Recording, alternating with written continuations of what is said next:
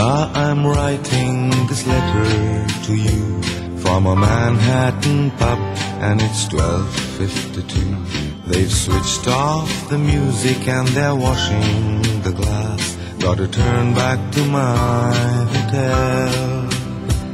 There's so many things that I want to say, now that I've come so far away. All the wrong things I've done and all the wrong things I've said. What you mean to me today?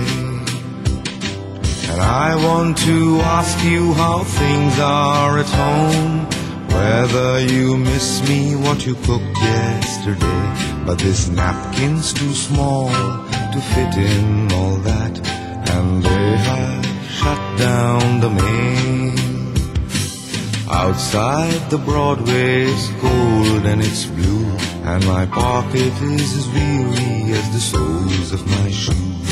I wish I could stay here and talk about you to the old man behind the bar.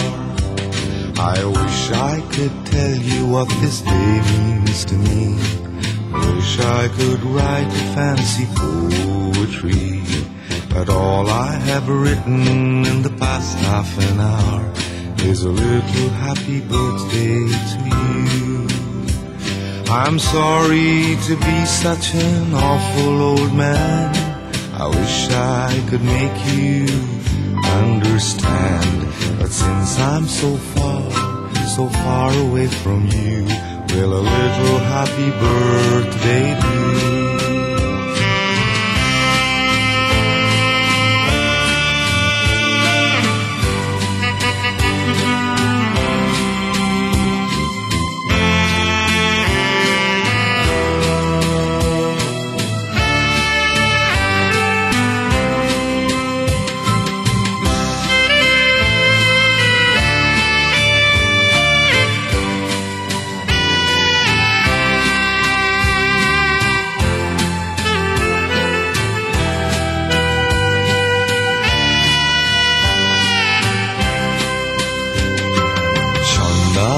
চিঠিটা লিখছি তোমায় একটা Manhattan বার থেকে রাত 12টায়। ওরা নিভিয়ে দিচ্ছে আলো, ধুয়ে ফেলছে গেলাস, আবার সেই সস্তার হোটেল।